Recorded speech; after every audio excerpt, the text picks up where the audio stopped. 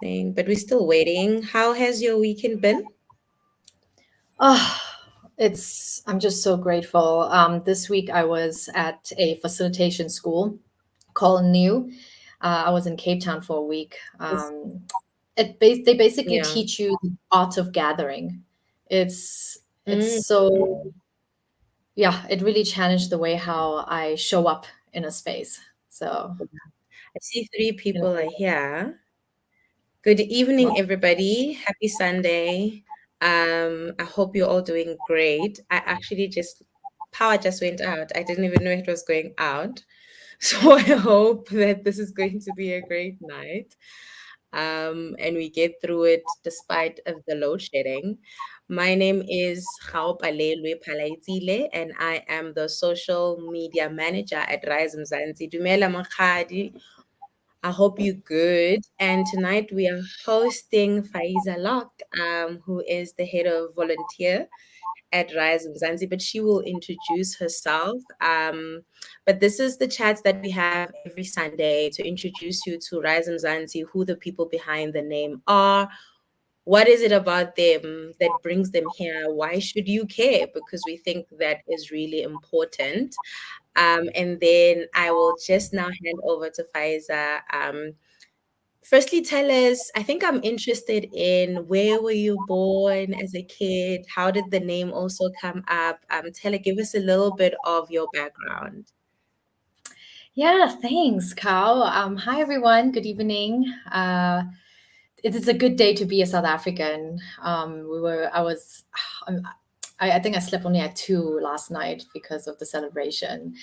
But yeah, in very, very good mood. My name is Faeeza Lok. I'm the head of volunteer strategy engagement. And so part of the work I do is to create strategies that get volunteers to, how can volunteers bring more members and supporters into Rise Mzansi, and as well as people join Rise Mzansi, how can we keep them engaged? So that's part of the work I do.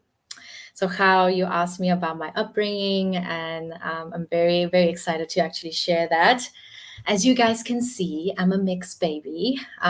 So I'm half Chinese, half Indian. I was born in South Africa, in Durban specifically, grew up in Hong Kong for 15 years, spent 15 years there, and then came back to South Africa 10 years ago.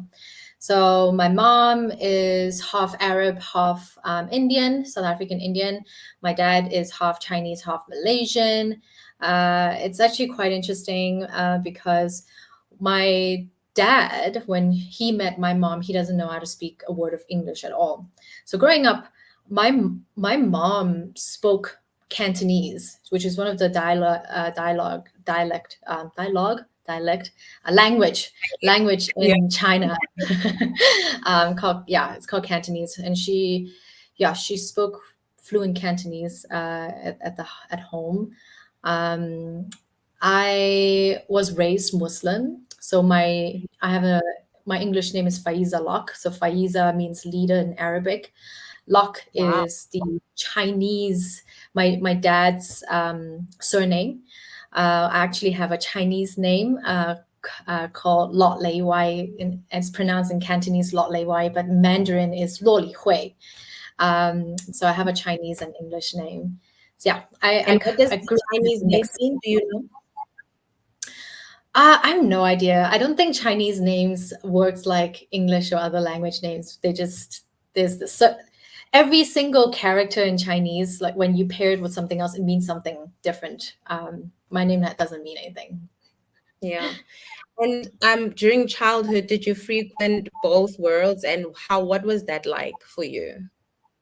South Africa and yeah. Yeah, I'm a third culture kid. So the growing up in Hong Kong, I didn't really know what it means to be South African, what South Africa Yeah. is like. Growing up in Hong Kong, I was raised kind of like I was raised by the internet. I was Okay. raised, through television. I was quite diverse in the way how I experienced the world. My dad is a Christian. So there's Christian, there's Muslim, there's a bit of Cantonese, there's a bit of English. We look different Yeah. in Hong Kong.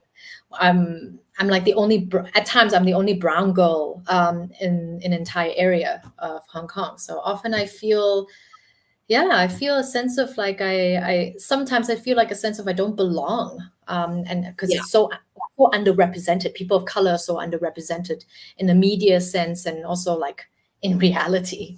Yeah. And but yeah, I'm still. It really shaped my worldview though, Yeah. because I'm a minority in Hong Kong and in South Africa. I understand of the challenges of being underrepresented and marginalized, what it feels like to be othered, and Yeah. that's why I think an inclusive world is very much possible, and that's why I constantly drive inclusivity as part of our work culture within RISE Mzansi, because I I really love do think that when we create an inclusive world, everyone feel that they belong, they can bring their full selves into this space. that's also true. And tell us about school. I mean, where did you go to school? How was that experience in the schooling system for you?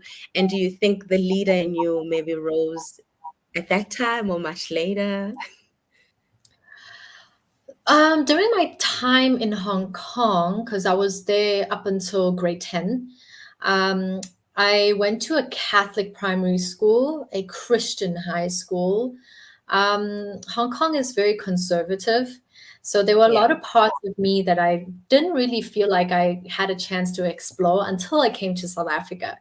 I often feel Mm. like South Africa, um, they just, at least the school that I went to in South Africa, it is a private school, so maybe that's why, that there was a space for me to explore my right to be, to become and belong. And I felt that in Hong Kong, I got to explore an extent of myself. I'm a drama kid.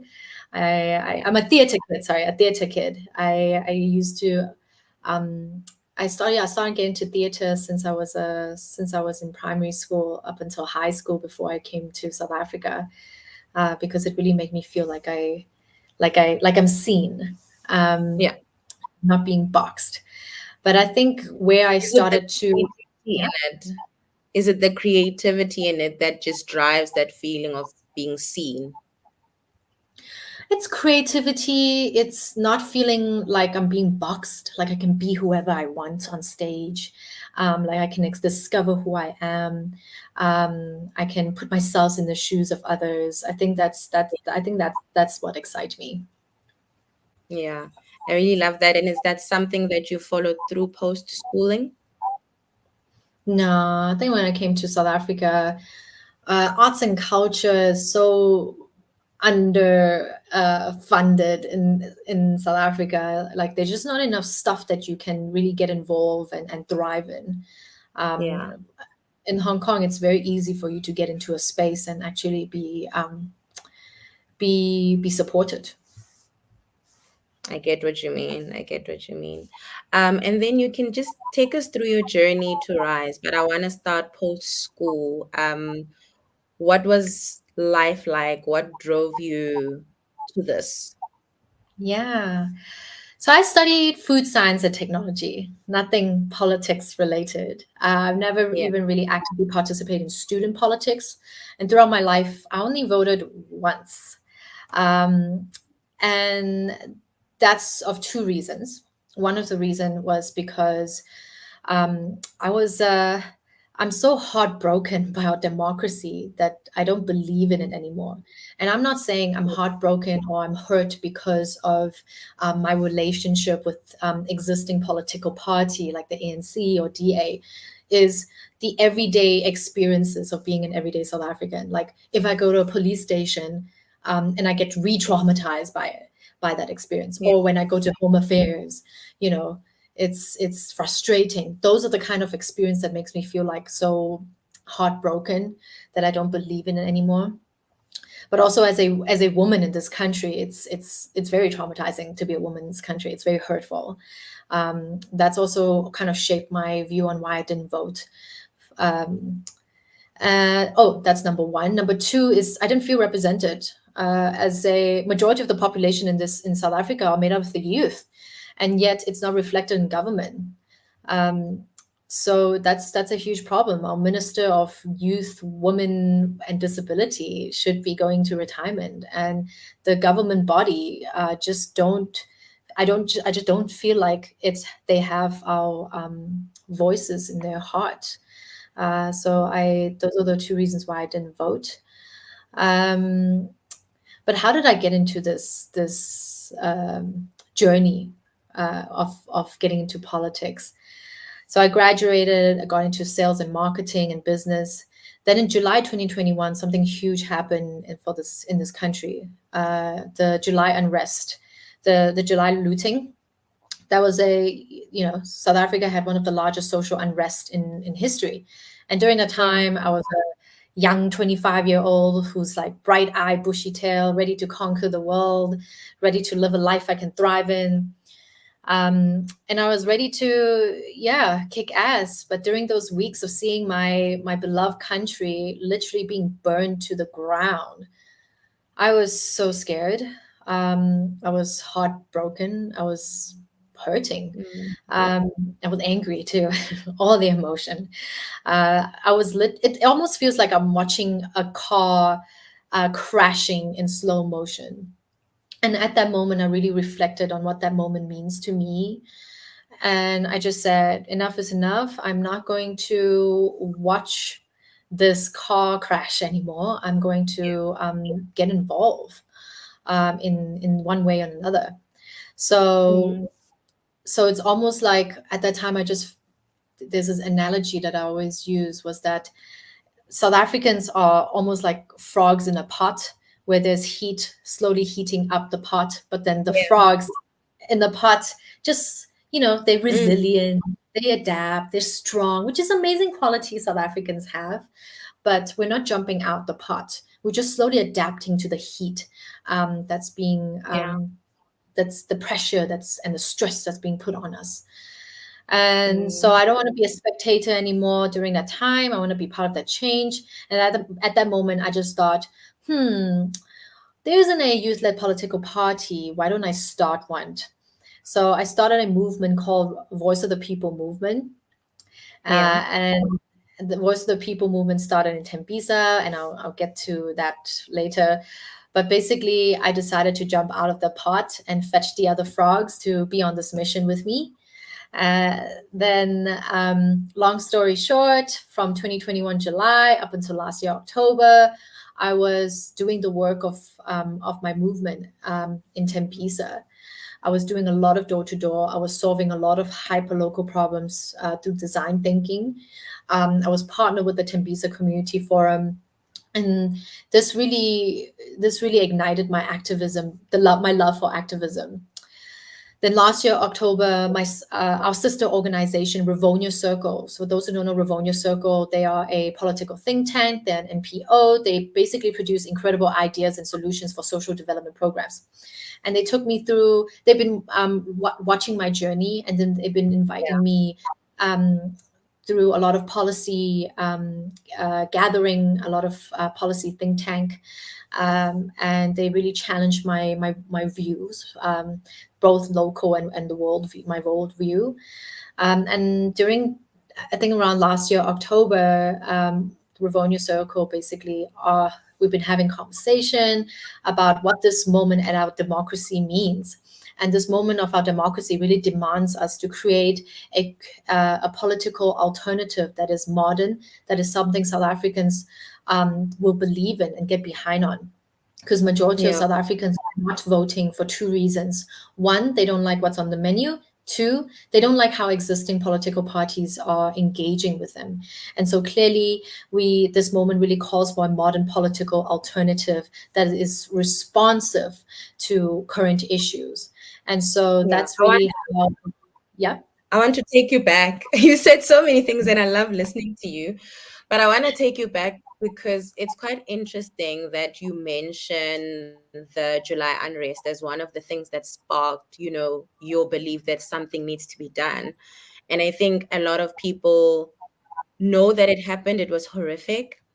But I got to sit into the inquiry as a journalist, and it wasn't as popular as I would have expected to be because it was just after the Zondo Commission, and Mm, not a lot of eyes were in it. People were also not really interested in it being done for some reason, so people didn't watch it as much. But the stories, the testimonies, the horror, I was just mm, like, this just really happened under mm, like while we are here. And in the moment I felt so privileged, even though, I would have been also probably caught in the crossfire, right? Because, and I think it's also it shows inequality, the fact that I felt so privileged because I did kind of feel like the stories I was hearing, I was way more protected despite being a woman, despite, mm. being part of a very marginalized group. So I found that very interesting, and I thought it is great to just kind of reflect on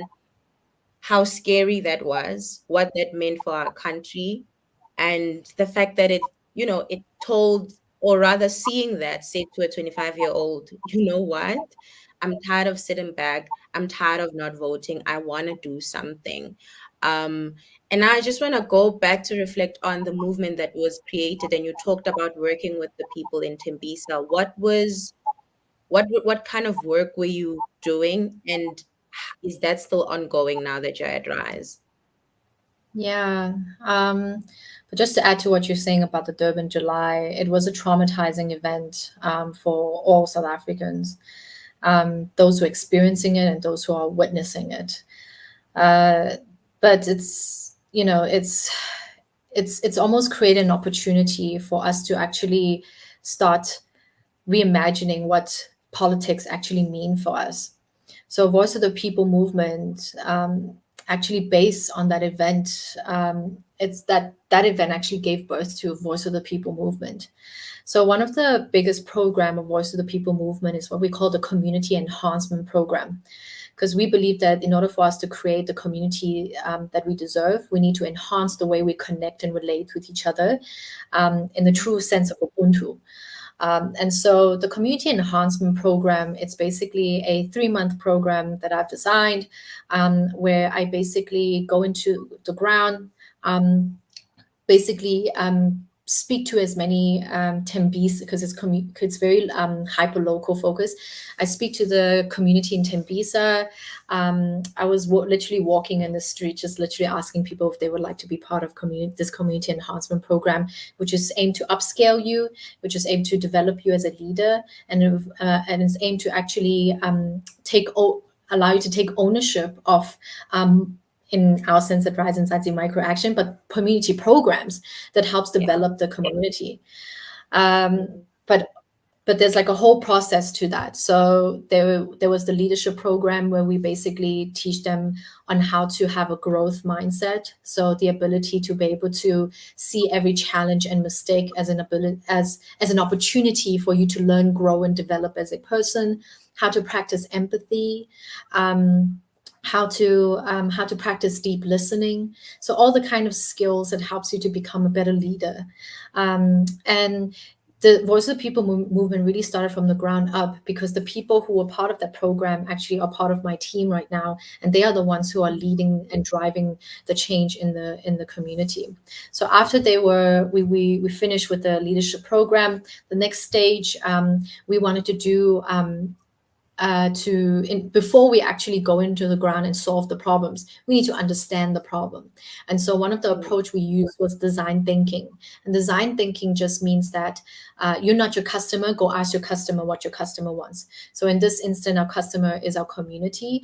And so we basically started with Ithafeni Park in Tembisa, where we went door to door for 7 days, and we knocked on 705 people's home, and Wow. we asked them questions like, what does your dream South Africa look like? If we were to create a community project, what would you like to get involved in? So we can create a WhatsApp group afterwards and have people who wants to do those those projects, to get them interested. And so that's really how it started. And currently we're doing my team are doing a lot more cleanup. They're very involved in the Tembisa Community Forum, and the Tembisa Community Forum are basically like the governing body of Tembisa. Like, you know, Yeah.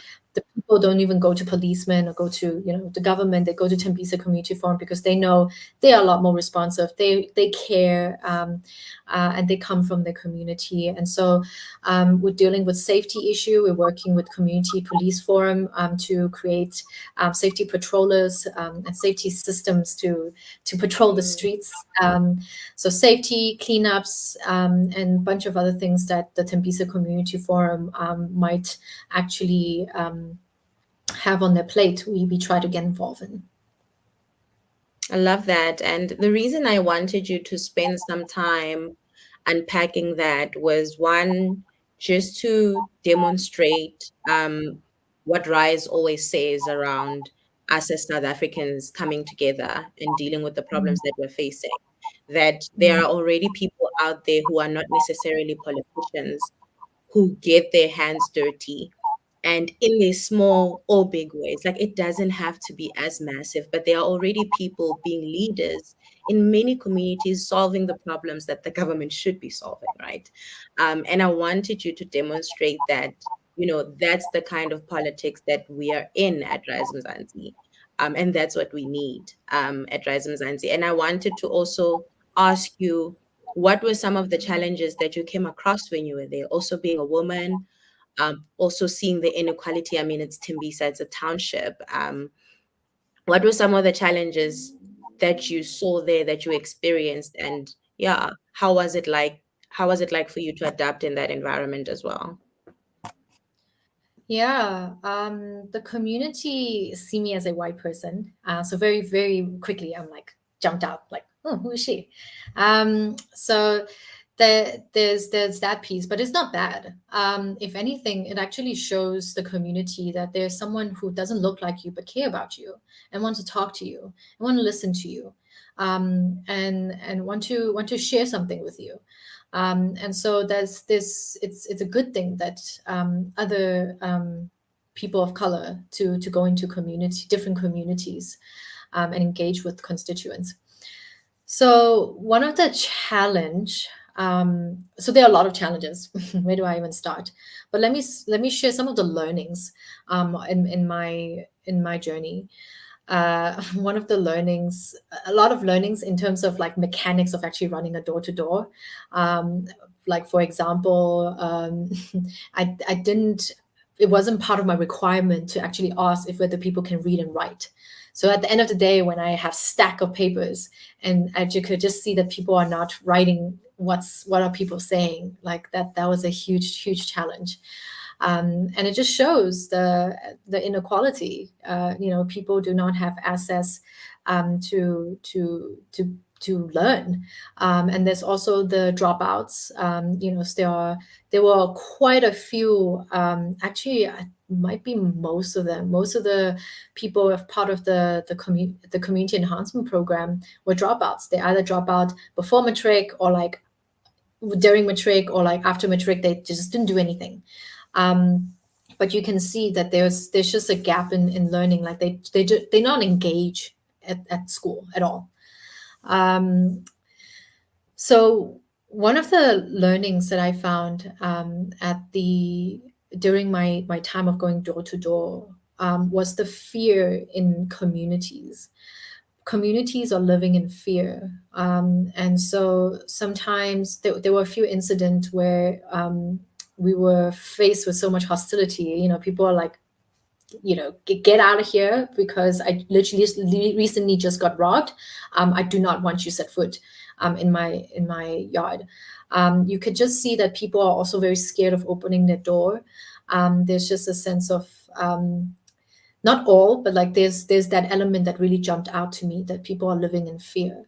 That safety really is affecting the way how we build stronger communities, because strong communities talk to each other. And so if we can't even go door to door and knock on our neighbor's door and talk to each other, that's a problem. It affects the way how we communicate with each other and organize with each other. So one of the things that jumped out was one of the questions we asked on the survey. was, what does your dream community look like? So what does your dream Tembisa look like? And it's a qualitative answer, and they're allowed to say, it has this, it has internet cafe. They're allowed to say whatever they want. But 100% of our participants basically said they can't imagine a South Africa or their community beyond their basic needs met, because they are all saying that my dream Tembisa is safe. My dream Tembisa is clean. My dream Tembisa is where service delivery works. The bare minimum. So the challenge right away, we could see the gap of the community are struggling to imagine a world beyond their basic needs met. And what I learned is that as a community, the answers we seek for a better future, it really lies in our collective imaginations. And in order to imagine, you need to be sort of in play mode in your mind. You can't be in stress mode, because we're all, as South Africans, we're constantly in survival mode. And so I do also see the gap of not having enough spaces for people to heal, Yeah. or just spaces for people to vent. Sometimes people just want to be heard and listened to. They don't need you to give Yeah. you them solutions. So yeah, I think the answers that we're seeking, it's all it needs is some it's our collective imagination and togetherness and hard work to really bring to life. And one, just the one last thing, our RISE Mzansi's like consultation process, our country national wild world, not world tour, nation tour, Yeah. it really gives a community an opportunity to basically share their wildest dreams. So Mm. that's something I wanted to link. Yeah, I love that because it also shows you, I love that you focused on learnings more than challenges because it also speaks into how you how you perform in your activism. I hate the word perform, but how you activist because it makes it sound like I'm saying you're performing activism, but I'm saying how you activist because what you see and what you learn really inspires what you do. I'm giving myself a little bit of light to everybody who's listening. If you're coming on, this is Fireside Chats with RISE Mzansi. We're introducing you to our leaders, our volunteers, our supporters. You know, we're going to have guests in the future, but today we have Faeeza Lok, who's our head of volunteer strategy, and she is doing quite an amazing job. And I want to ask her, why RISE Mzansi?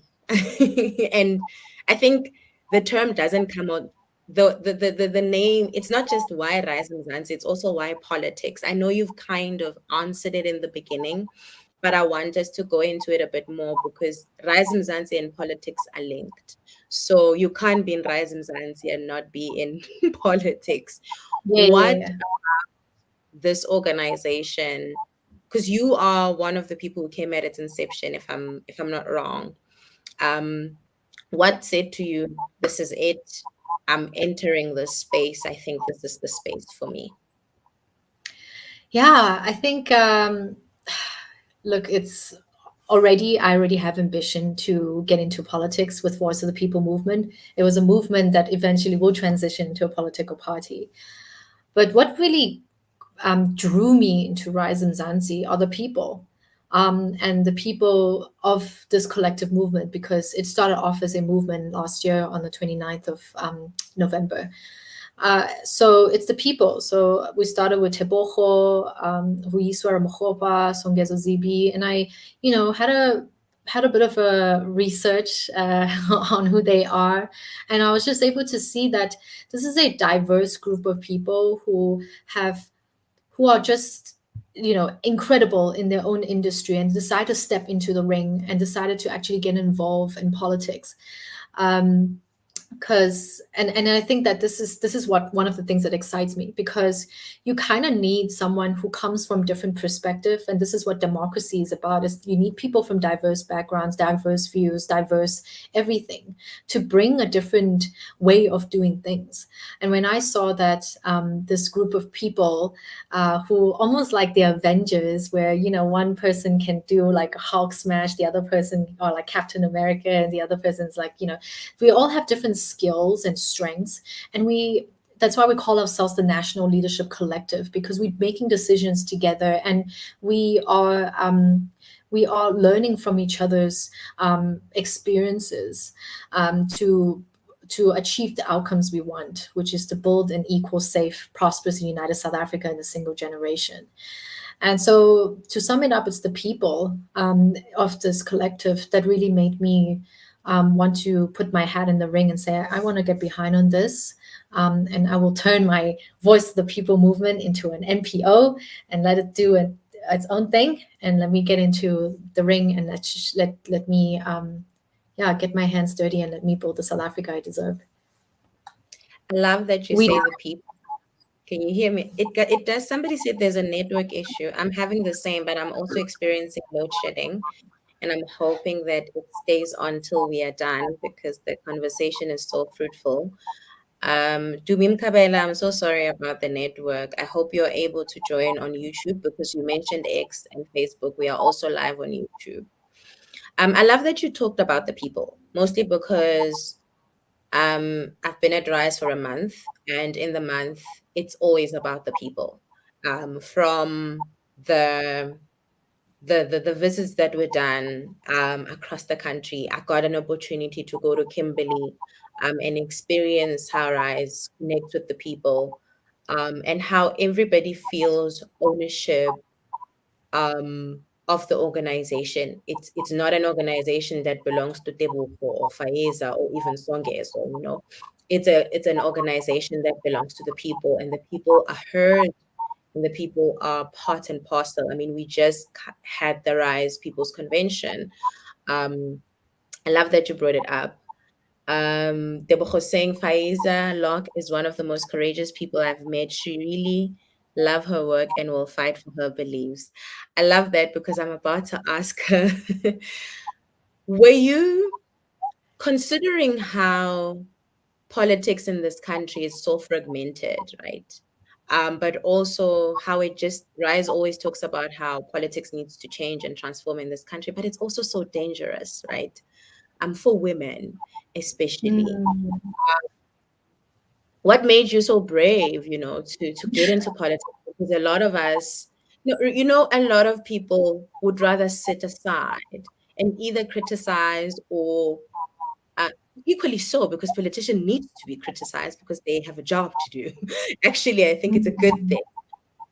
But as a woman, seeing how women, especially in this country where, we've seen the attacks on women in politics, but women in every sector as well. So my question is two-layered, is the bravery of just entering politics as a person, but also too, as a young woman. Yeah.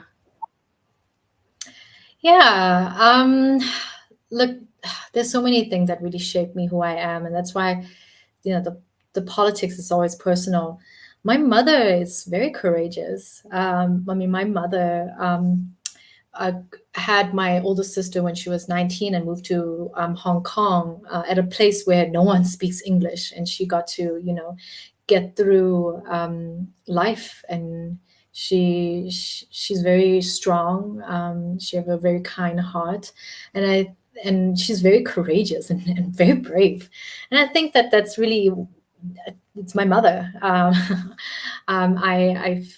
think that she really shaped who I am.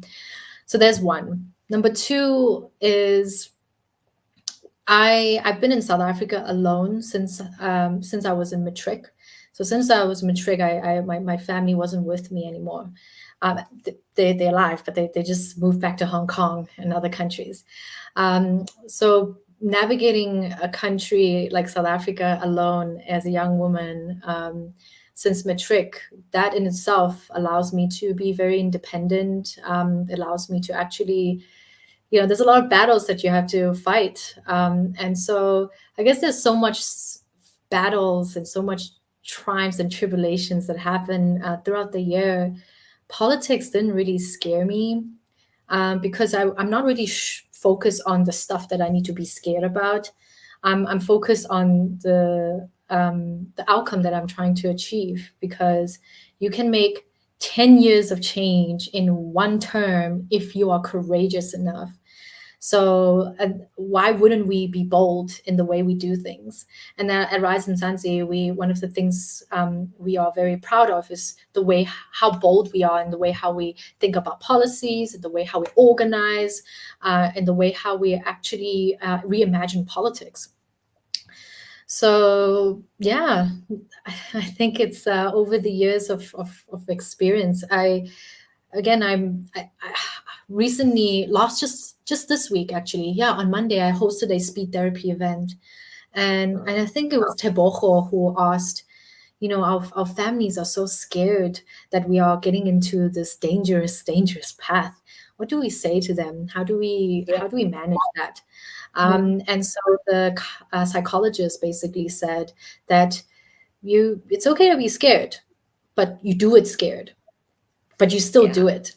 So keep doing Mm. it, and even if you're scared, it's okay, but just keep at it, even if you're scared, because being courageous, it's not the absence of fear. It's about doing it in spite of fear.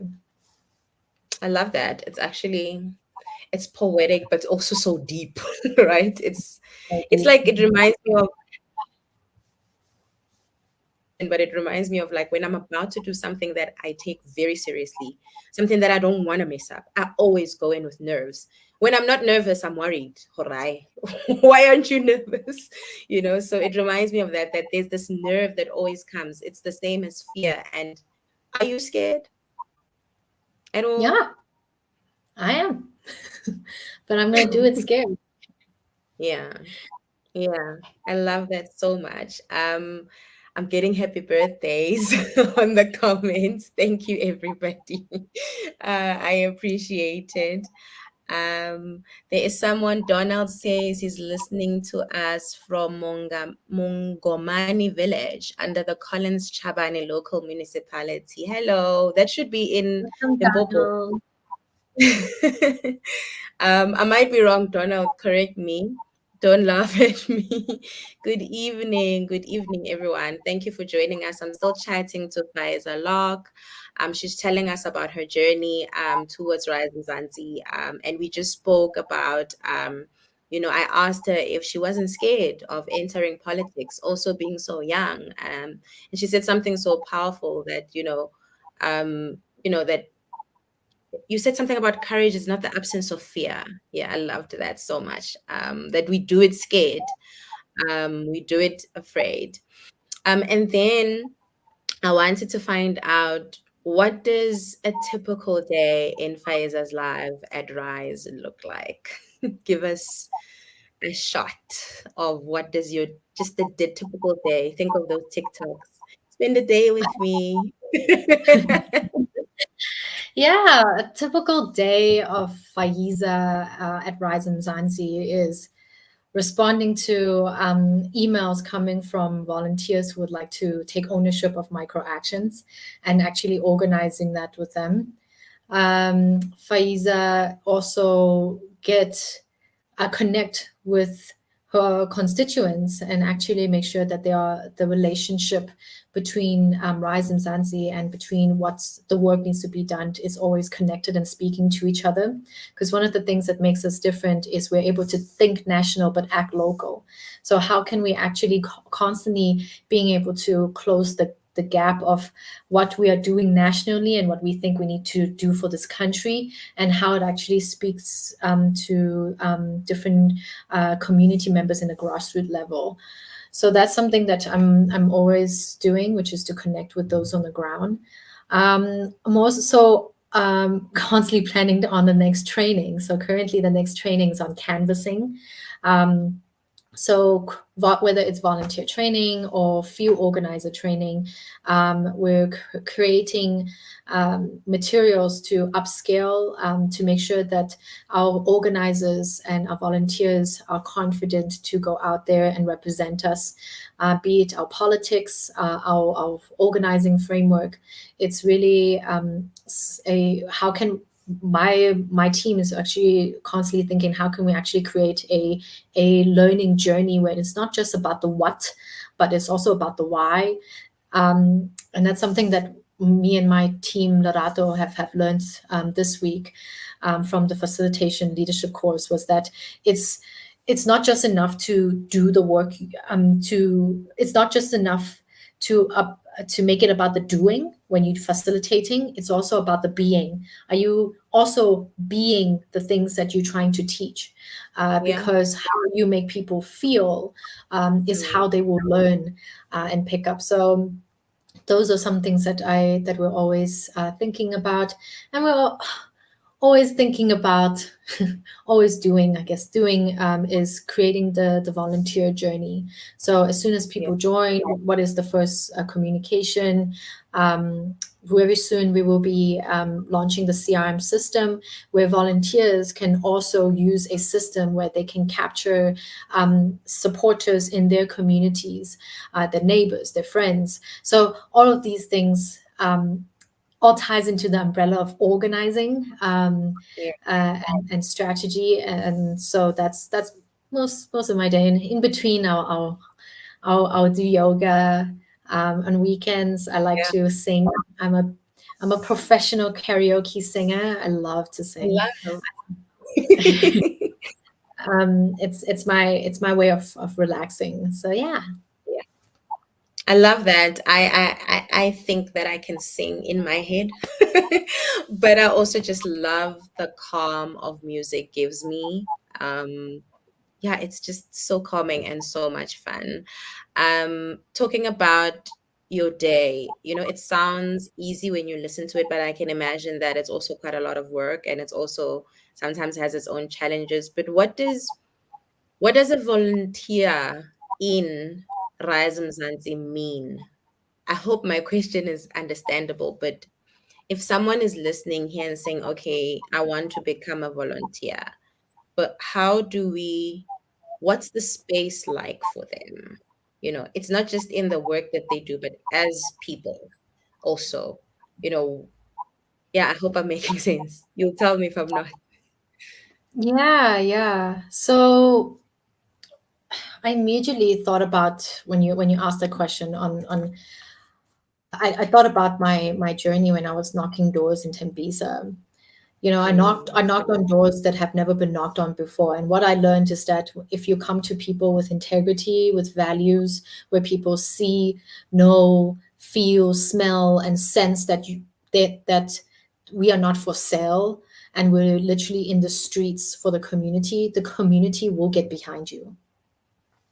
And so what I realized, the buy-in was quite quickly when you build that connection, when you just literally stand there and listen, and they can feel your heart.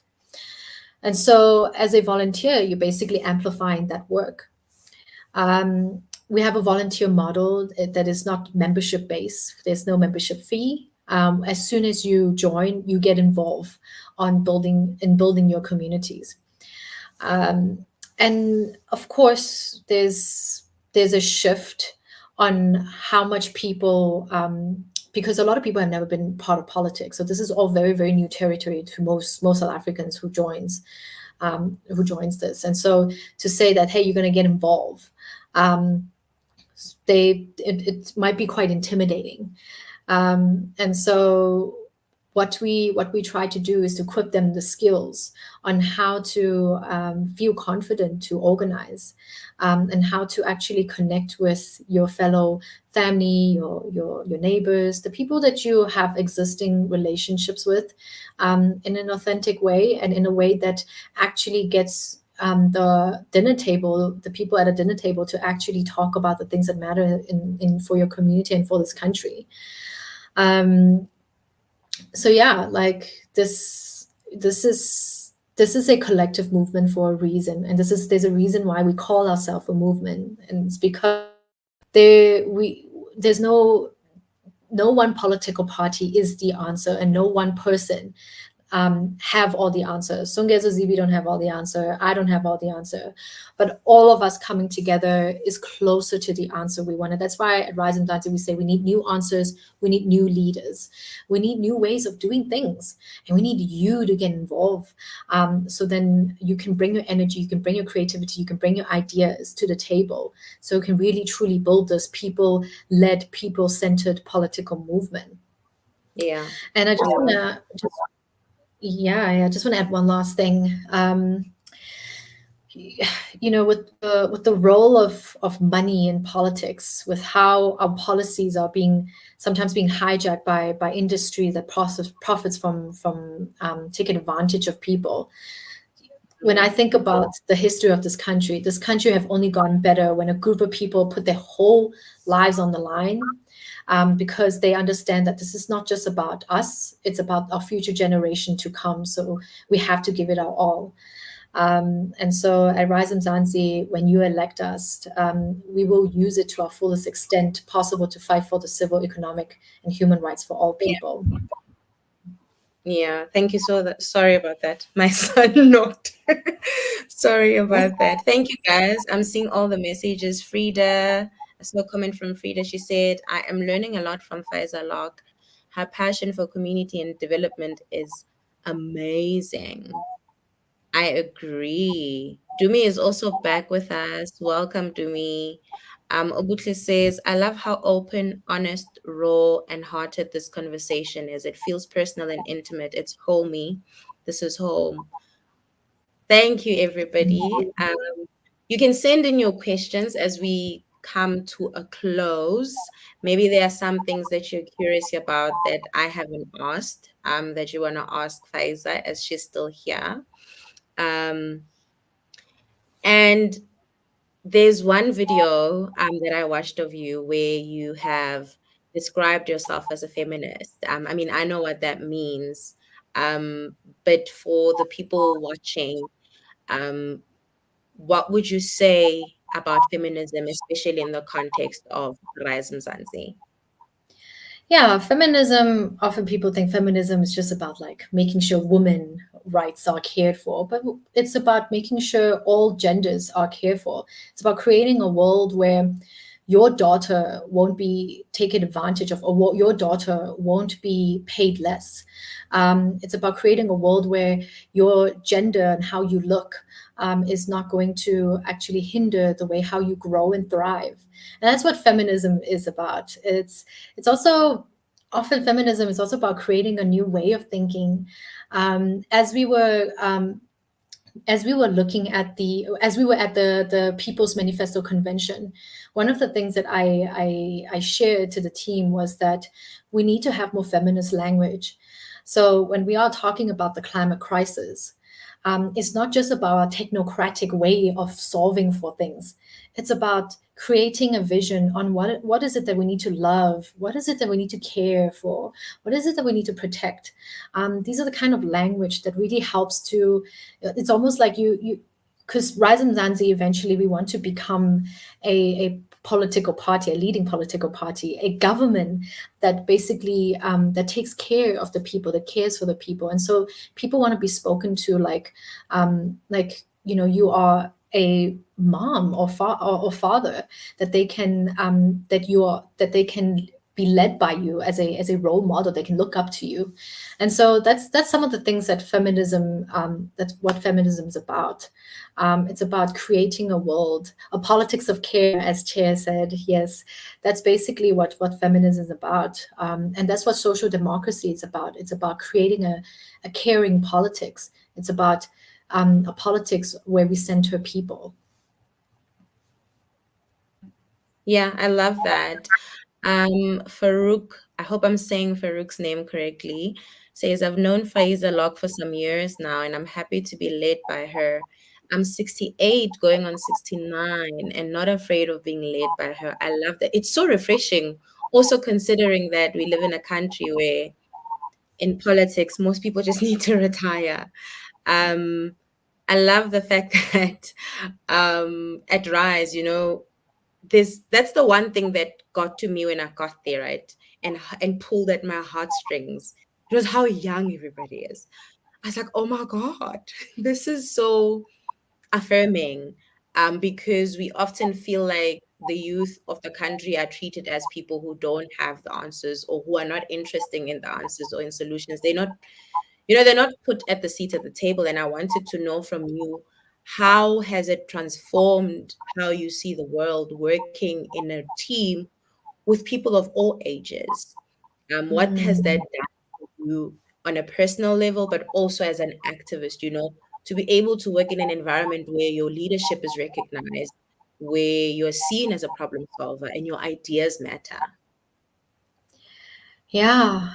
It's really good for my confidence. Like, often like, in South Africa, you go into corporate, you go into other industries, not like that, right? It's very real. So I would sum it up by saying that RISE Mzansi is basically it's a microcosm of what a reimagined South Africa would look like, where people from different demographics, backgrounds, perspectives they bring that to the table, and they are listened to, and they are they are shared and practiced. And so it gives me as a young person a lot of confidence to lead, to take ownership, to care for the things this baby that I have, and to really bring my full self into the space. And really, when I bring my full self to the space, really how I'm going to bring change. Because you can't, with this work we're doing, we cannot half-ass it. We're bringing our full self into the space. And so, yeah, I would say that I'm very proud to be part of a team that more than 80% of the staff are made up of youth, and it just show what it's a representation of what South Africa should look like, because majority of this country are made up of youth. So why shouldn't the government and the governing body be led by the youth? Because young people have the energy, we have the talent to transform the country. We just need to be given the platform to do so. That's absolutely true. And take it. I don't see questions, so I'm going to read some of the comments. Chairperson Vuisa Ramokgopo says, the politics of care. I love that so much. Warren says, a revolution of love. Guys, that is so beautiful. And Donald says, in a world that has suppressed the voice of young people and women specifically, it becomes so heartwarming to see someone like Faeeza in the space. Those who are supposed to hand over the baton cannot complain about leadership incompetency. We are more than capable now, more than ever. And then Tebogo says, Rise Mzansi is a microcosm of what a reimagined Mzansi look like. Facts. That's what you said. We should frame that. Like that should be our code forever. And then Lungile is saying, Rise to lead for the people by the people. Interesting fireside chat with our leader. And then Tebogo said, take it. When I said sometimes we need to just take it because I feel like the youth of this country has so many of its own challenges that a lot of us are so left behind in the things that matter, not because we want to, but because of the current system we are in, and not really having that motivation. Tebogo says, question, what about children? I don't understand the question. Oh, do children matter in politics and the creative sector? Those are the questions from Tebogo. Yeah, look, children are our future. Are the children are basically the people who are we're going to hand over the baton to. So, of course, we need to create a world where children feel that they are valued, that they are in an environment where they are cared for. I mean, in our policy, we speak of how children's the early childhood development is it's so important, and it needs to be invested. So from an early age, if children don't have enough protein in their diet, it leads to lack of growth, not just in like physically, but like in terms of the brain development. And so how can we create a country where children are fed with nutritious meals, and as well Yeah. as in a space where they can learn, and they can grow in, and they can actually be children? How can we create a space where children can just be children in the streets? But that also linked back to safety. So children definitely matters in politics. The Nelson Mandela Foundation does it really well, where they specifically focus on reaching out to children and how they can actually nurture children to get into politics and get them to care about politics, and how the politics is personal. And so yeah, I think children needs to get involved in how we shape what politics should look like. because I think children have a lot of ideas that they not think in a set way. I mean, I'm 27 year old now. I mean, surely there's certain frameworks that I've just been like, set to and think from. But children are able to actually bring a different perspective and ask curious questions that allow us to think outside the box. So I think that personally, I think that children needs to get involved in the way how we reimagine politics in this country. I love that also because oftentimes society treats the rearing or nurturing and raising children like that as if it's something that only belongs to parents. Like as a society, we don't all have a responsibility to children. Like if the government is incompetent, it makes parenting and just growing up as a child without the parent even, very difficult. And a lot of us, we talk a lot at RISE Mzansi about healing because a lot of us, especially in this country, grew up with so much trauma and it all happened as children. So I love that children mindset. Tebogo also wants to know if you, from your perspective, can just share a little bit about the People's Festival and why it was necessary. So we had a convention and we also had, it was one event really, but there was a festival side of it. And if you can just tell us, yeah, like Tebogo asked, why was that so important at the Rice People's Convention? Thanks, Tepsa. So the let me start by giving context for those who don't know what the People's Convention is about. So the People's Convention is basically a 3-day workshop, well, actually 2-day workshop where we basically learn and as well as exchange dialogue on how we can actually build the People's Manifesto together. And on the day, there were 6 themes that we have deduced to, and there were 6 basically over the 2 days. On the 6th and the 7th of October, we basically went into different breakout rooms and actually shared on how we can actually shape these policies that actually speak to us in a grassroots level and in the community level. So that's what's happening in the convention side, and that's where how our declaration was birthed. But on the festival side, and that's where the creative sector plays links to, is that arts and culture is part of what makes us. It's our superpower, as Tepsa always say.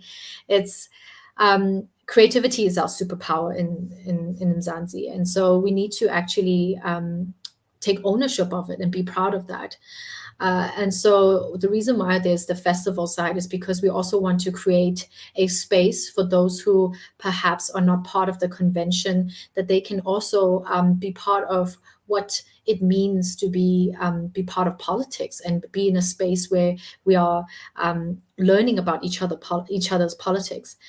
So basically on those 3 days on the festival side, there were a lot of local artists performing their talent on stages. We gave them the platform to share their voice and their stories that they want to tell, because I think that that's what arts and activism are very, very similar. Activism, it's about politics and history, and activism borrows strategies from arts borrow strategies from activism. So the both of them are very, very they're interconnectedly linked to each other. And on the day, there were music about how we about the politics of this country, and really to give artists and give people a way to actually express their voice, their feelings, their thoughts, their history in music, which is so powerful and so dope. So there's that is happening all throughout the 3 days.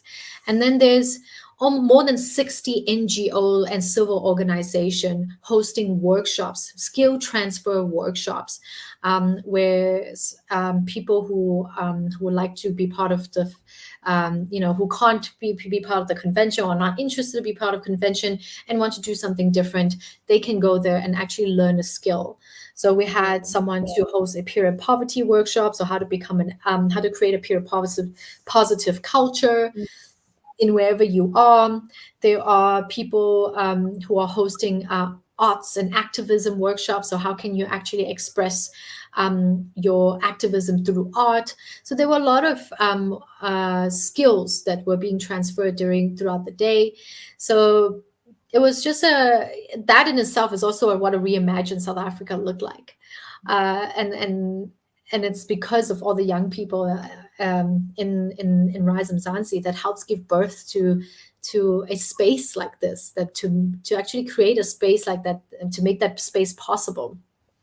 And at night, there was a night market where people can connect with each other and eat with each other and enjoy performances with each other, because that's how we build strong communities. Strong communities talk to each other, and the best way is to do it through like something that is fun and entertaining, and it's in a way that we all would do. If I were to go out and have fun, I would go to a festival and be experiencing the kind of things that we were trying to create in that space. So yeah, I think the creative, just to touch on the creative industry part, one of the themes or one of the points that we spoke about at the nation building breakout, and I had the privilege of hosting it, was the importance of driving a creative industry, a creative economy as the backbone of to revive our economy. Arts and culture is our superpower. Why not actually make that as our Mm. key drive to our economy? In Korea, the film industry and the K-pop industry makes up the car industry in Germany. So if we intentionally say that these are the things that we want to focus on, we want to invest in, we want to invest in people's architecture, arts, singing, a piano, all the different things that Yeah. fall out of arts. I think this could be our way of actually reviving the economy, because the future of work is also online, and I think internet have really created a way for us to connect with people globally. So Yeah. it's a way for us to actually think about.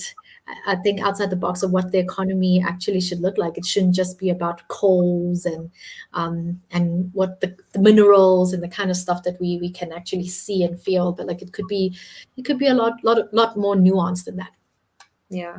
And the creative industry in this country is powerful and I think needs much more support and intention, as you just spoke about. I just thought and felt like the festival side of things had so much intention to it.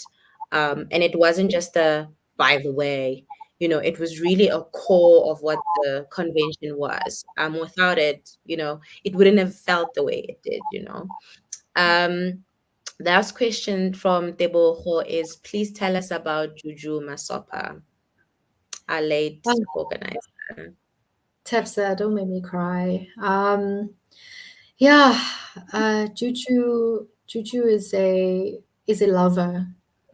Juju is our field organizer.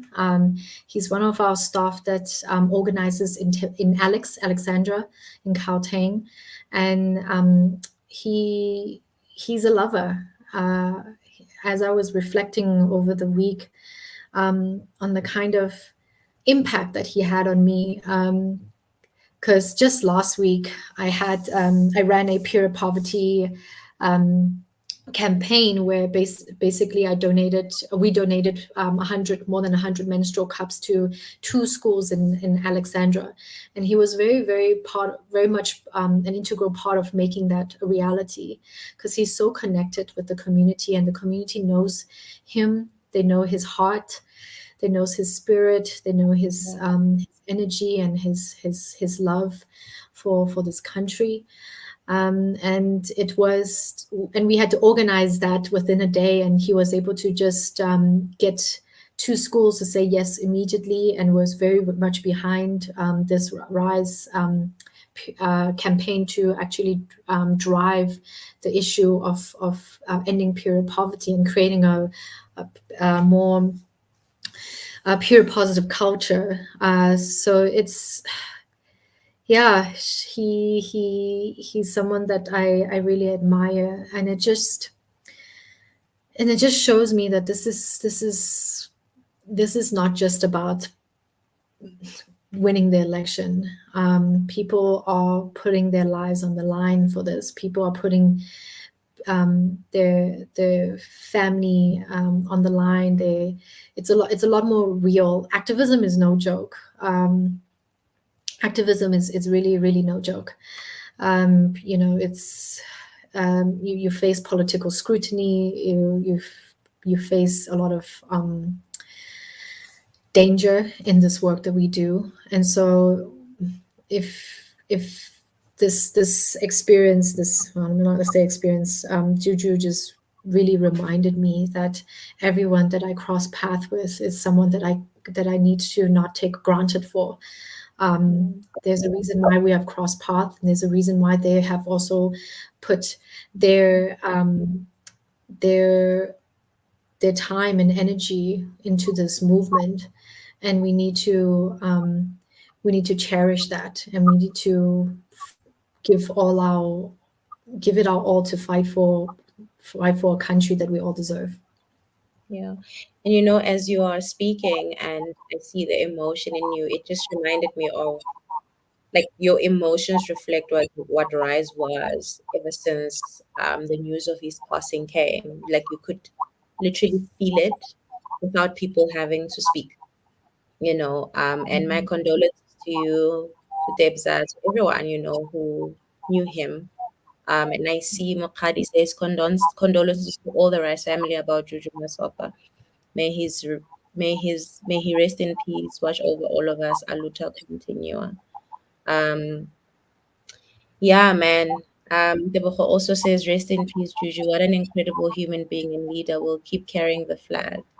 Very, very true. One of the things that I read this week was may his organizing spirit live on. And I think it also leads me to my next question, which is connected to Mukhadi's question, where she asked, what does 2024 as of 1994 mean to you personally? And I think to add to that, we are heading towards voter registration weekend. Um, what would you say, to encourage people to vote as someone who said she once never used to vote herself? Yeah. So 2024 is on 1994. It's RISE Mzansi's message. It's more than just a slogan. It's a very powerful, strong message. That's what we're trying to do, is to drive people to a political consciousness, where we want people to understand what happened in 1994, where the largest number of South Africans brought their energy, brought their aspirations of what this South Africa, what this post 1994 could look like. And they brought that energy to the polls. And we need, and 2024 is on 1994 means that we need every South Africans to bring that same energy to 2024, because a better South Africa is possible. And often, like being being positive is not just about, like, seeing everything, the good side of everything. It's about committing to the good you see. And so the world that we're trying to fight for, it already exists, but it exists in small spaces, places, and communities. So like Rise Mzansi and other multiple civil society and organizations. So these spaces already exist. So it's about connecting with them. And so, what I would say to someone who have never voted before, and are looking into voting, what I would say is that Rise Mzansi is a citizen-led movement. We are not politicians, in the sense that we didn't come from that background. We are we are just like you, we are just like everyday South Africans who are encouraging everyday South Africans and communities to actively take back their agency and show ownership and leadership, because we are enough to lead. We don't have to wait for someone with a fancy tie to come down and say, I have all the answers, and like I got, like, and listen to them. We're saying that you have the answers, you have the answers, you have the answers. We all have answers. It's about coming together with all these answers.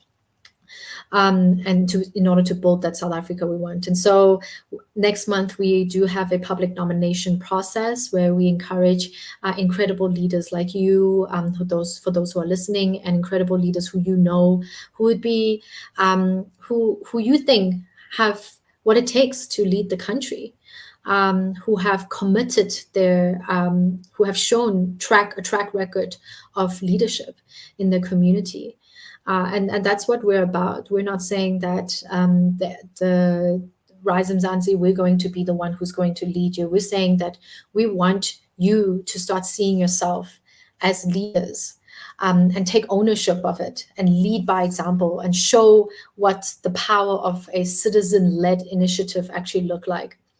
And so yeah, that's what I would say. And that 2024 is on 1994. And if we don't get involved, our future generation will not have a South Africa that they can inherit, and that they can inherit and thrive in. I love that so much. And as we end, I just want to read from Tepo, who says, personally, I'm really happy to be led by Faeeza Lok. She possesses good qualities of leadership and have an ear for listening to everyone in her space. She's very calm, ever smiling. We rise for women to occupy leadership positions. I agree. Nailene says, Faeeza Lok is an amazing leader. She's extremely compassionate and believes deeply in what she is doing.